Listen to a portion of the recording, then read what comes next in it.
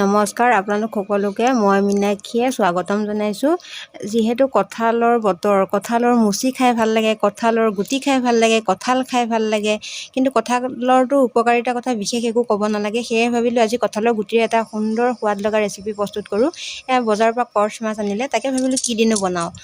মনত পৰিলে কঁঠাল গুটিৰ লগতে বনাওঁ নেকি, সেয়ে বনাব ল'লোঁ। খাবলৈ খুব সোৱাদ হয়। আগতো খাইছিলোঁ, কিন্তু দেখাব পৰা নাছিলোঁ, ছ'চিয়েল মিডিয়াত অহা নাছিলোঁ। এতিয়া ভাবিলোঁ তাকে দেখাওঁ। খাবলৈ খুব সোৱাদ লগা আৰু বহুত উপকাৰী হয়। সেয়ে ভাবিলোঁ সহজতে বনাওঁ। আপোনালোকে যদি বনোৱা নাই তেনেহ'লে এনেদৰে বনাই চাবচোন। মাছ ভাজি ল'লোঁ, কঁঠালগুটি বইল কৰি ল'লোঁ, আলু ল'লোঁ, ধুনীয়াকৈ ভাজিলোঁ। তাতে আৰু মই জালুক দিব নাপাহৰোঁ দেই, ঘৰতে আছে জালুক দি কঁঠালগুটি আলু ধুনীয়াকৈ ভাজি ল'লোঁ। ভাজি লৈ গৰম পানী দিলোঁ। বেছি দীঘলীয়া কৰিলে ভিডিঅ'বোৰ চাই মানুহে অশান্তি পায়, সেইকাৰণে কমকৈ ৰাখি এনেদৰে আপোনালোকে বনাই চাব। যদি খোৱা নাই তেনেহ'লে এনেদৰে বনাই খাই চাবচোন।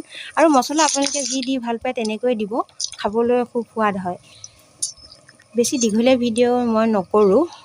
আৰু যদি ভিডিঅ'টো চাই ভাল পালে তেনেহ'লে এটা like, comment, share and subscribe কৰিব। আৰু এটা কথা কওঁ, যিসকলে মোৰ ভিডিঅ' চাইছে, ভাল কমেণ্ট কৰিছে, তেখেতসকলক বহুত ধন্যবাদ। আৰু মোৰ ভিডিঅ' চাই মই তেওঁলোককো বেক কৰি দিওঁ। গতিকে আজিলৈ বাই বাই।